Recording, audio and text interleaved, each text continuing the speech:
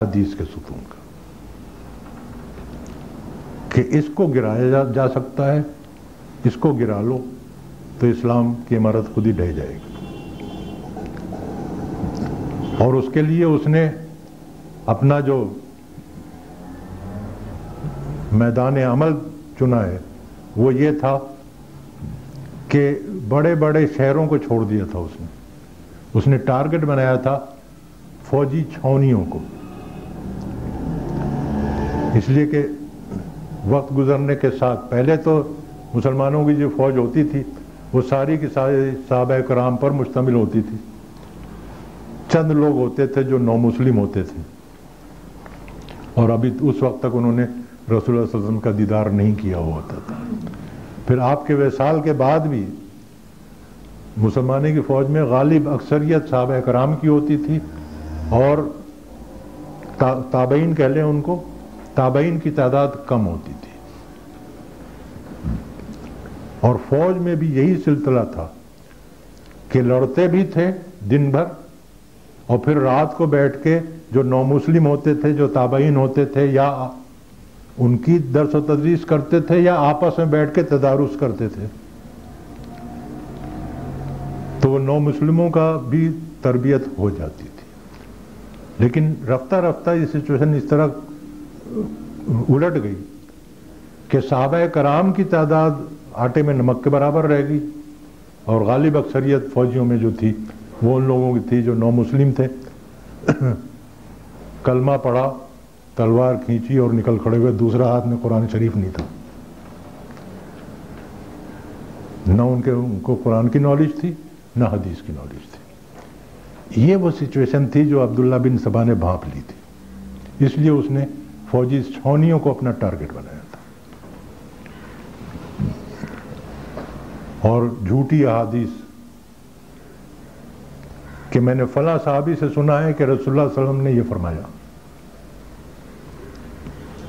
اور فلاں صحابی میں زیادہ تر وہ حضرت علی کا نام رضی اللہ تعالیٰ عنہ کا نام لیتا تھا۔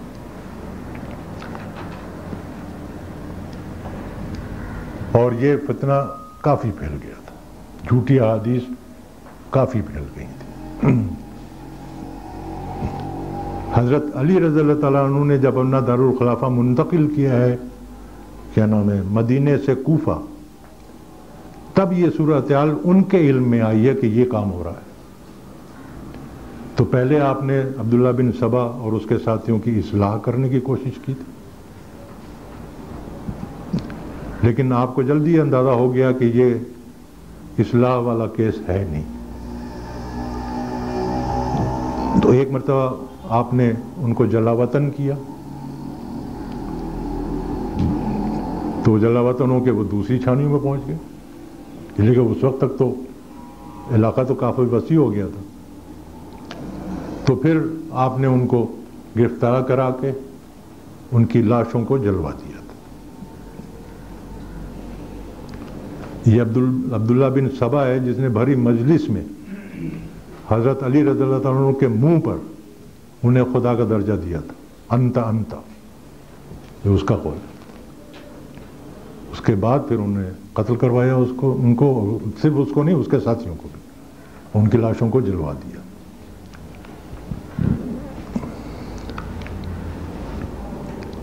یہ لاشوں کے جلانے کے روایت پر کچھ لوگوں کو بڑا سخت اعتراض ہے، لیکن یہ بات نوٹ کر لیں کہ جیسے میں نے پہلے بتایا تھا کہ صحابہ کرام کا یہ وتیرہ تھا کہ کوئی بھی اہم فیصلہ کرنے سے پہلے تلاش کرتے تھے کہ اس کے متعلق کوئی حدیث ہے کہ نہیں ہے۔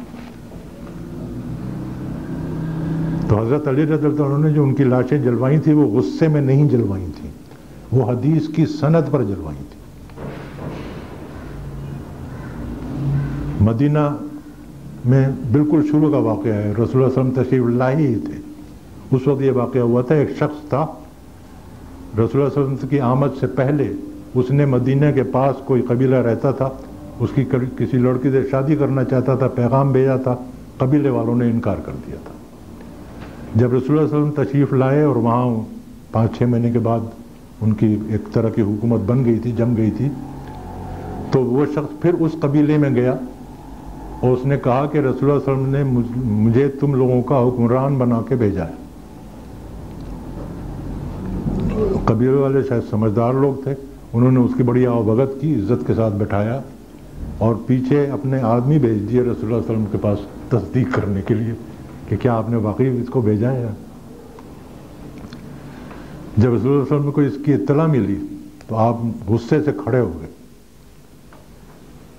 کہ جھوٹ کہا اس دشمن خدا نے, اور صحابہ کو حکم دیا کہ جاؤ, اگر مل جائے تو اسے زندہ جلا دینا, اور اگر مردہ پاؤ تو اس کی لاش جلا دینا. تو جب وہ پہنچے وہاں تو ان کے پہنچنے سے پہلے سانپ کے کاٹنے کی وجہ سے وہ شخص مر چکا تھا, تو رسول اللہ صلی اللہ علیہ وسلم کے حکم کے مطابق اس کی لاش جلائی گئی تھی. یہ کس جرم پر؟ کہ اس نے رسول اللہ صلی اللہ علیہ وسلم کی طرف جھوٹ باندھا تھا, جس کی وجہ سے اسے رسول اللہ صلی اللہ علیہ وسلم نے دشمن خدا کہا تھا. عبداللہ بن سبا کیا کر رہا تھا؟ رسول اللہ صلی اللہ علیہ وسلم کی طرف جھوٹ باندھ رہا تھا.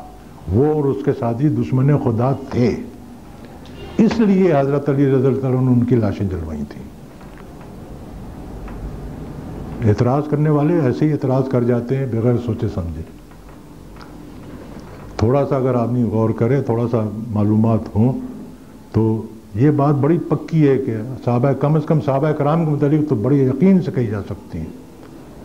اور پھر بعد کے ہمارے بزرگوں نے ان کے نقش قدم پر چلے ہیں, تو عام طور پر جو کام کرتے تھے وہ حدیث یا قرآن کی سند کی بنیاد پر کرتے تھے. بہرحال دوسرا فیصلہ حضرت علی رضی اللہ عنہ نے یہ کیا, اس سے پہلے یہ احتیاط جاری تھی کہ قرآن مجید کے درس و تدریس زیادہ ہو اور احادیث کی اتنے زیادہ نہ ہو, یا کم از کم احادیث کی درس و تدریس قرآن کی درس و تدریس کو سپرسیڈ نہ کر دے پائے. یہ کوشن, یہ احتیاط جاری تھی. اس احتیاط کو اب حضرت علی رضی اللہ عنہ نے توڑ دیا. ان کا فیصلہ یہ تھا کہ سچی احادیث کا سیلاب اس طرح عوام کی طرف بہا دیا جائے کہ انہیں سچی احادیث اور جھوٹی احادیث میں فرق کرنے میں کوئی مشکل نہ پیش آئے. تو کوفہ میں جب تک حضرت علی رضی اللہ عنہ تشریف فرما رہے ہیں, آپ کا معمول تھا کہ آپ کھڑے ہوتے تھے ممبر پہ اور فرماتے تھے کہ کون ہے جو 1 درہم میں علم خریدے. اس کا یہ مطلب نہیں کہ وہ علم دینے کے لیے وہ 1 درہم فیس دینی پڑی تھی. اس کا مطلب یہ ہے کہ 1 درہم خرچ کرے, بازار سے جا کے کاغذ خرید لائے اور مجھ سے حدیثیں لکھ لے. تو صحیفہ حضرت علی رضی اللہ عنہ تو انہوں نے لکھ لیا تھا حیات طیبہ کے دوران. دور صحابہ میں حضرت علی رضی اللہ عنہ کی لکھوائی ہوئی احادیث بے شمار موجود تھی. یہ سب کچھ تو ہو گیا تھا, لیکن مسئلہ یہ تھا کہ سچی احادیث اور جھوٹی احادیث میں تمیز کرنا عام لوگوں کے بس کی بات تو نہیں تھی. اور یہ سچی اور جھوٹی احادیث اس طرح انٹر مکس ہو گئی تھیں کہ عام لوگوں کے لیے یہ فیصلہ کرنا بڑا مشکل ہو رہا تھا کہ کس کو حدیث مانے اور کس کو حدیث نہ مانے.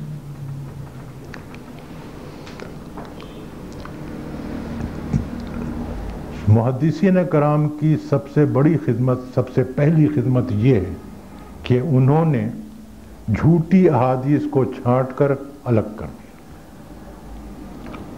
ہمیں آپ کو یہ کام مشکل محسوس ہوتا ہے, لیکن مشکل ان کے لیے نہیں تھی. یوں سمجھ لیں اس کو کہ میرے سامنے کچھ نوٹ رکھے جائیں جس میں کوئی نوٹ جعلی بھی ہو اور کوئی اصلی بھی ہو, تو میں تو نہیں تمیز کر سکتا, مجھے تو سارے ہی اصلی نظر آئیں گے.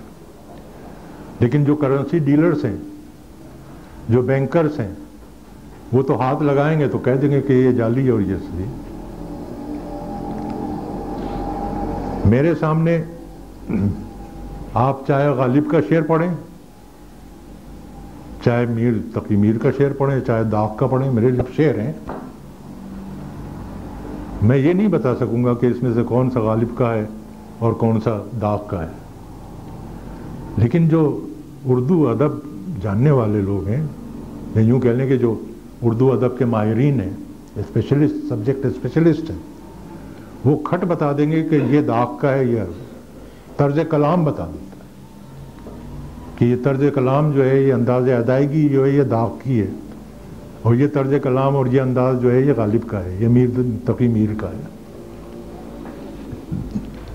تو محدثین کے لیے یہ کوئی مسئلہ نہیں تھا کہ وہ بتا دیں کہ کہاں حضور صلی اللہ علیہ وسلم کا فرمان ہے اور کہاں دوسرے انسانوں کی گڑی ہوئی بات ہے۔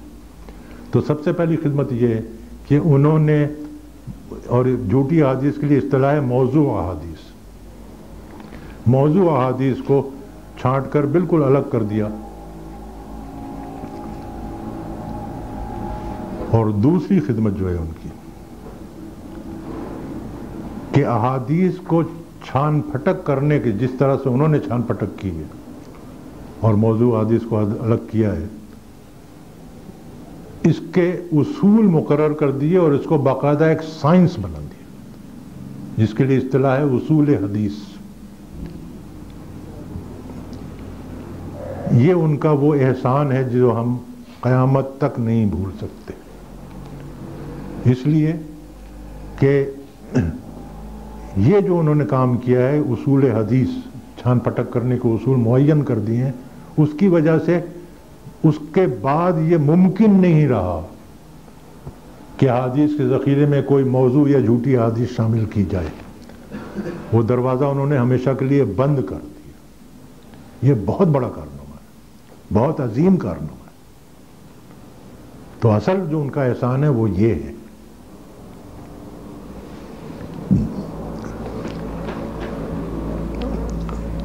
اور ظاہر ہے کہ اصول حدیث، جیسے میں نے آپ سے کہا کہ یہ تو پوری ایک سائنس ہے، تو اصول حدیث تو میں آپ کو نہیں پڑھا سکتا۔ البتہ یہ ہے کہ اب یہ کل اور پرسوں 2 دن کی چھٹی ہے، انشاءاللہ منڈے کو آؤں گا میں، آخری لیکچر ہوگا میرا وہ۔ اس میں اصول حدیث کو سمجھنے میں جو ذہنوں میں کچھ الجھنیں پیدا ہوتی ہیں کہ یہ کیسے ممکن ہے، یہ کیسے ہو سکتا ہے، یہ کیا بات ہے، اس قسم کی کچھ باتیں، تاکہ آگے چل کے پتہ نہیں مجھے کہ آپ کے کورس میں اصول حدیث شامل ہے کہ نہیں، اگر ہے تو آپ کو اصول حدیث پڑھائی جائے گی، نہیں تو اللہ کرے آگے چل کے آپ اصول حدیث پڑھیں، اصطلاحات حدیث۔ اچھا، آگے چل کے آپ اصول حدیث پڑھیں تو آپ کو ان کو سمجھنے میں اور اسے قبول کرنے میں انشاءاللہ کوئی مشکل نہیں پیش آئے۔ تو یہ انشاءاللہ تعالیٰ پھر منڈے کو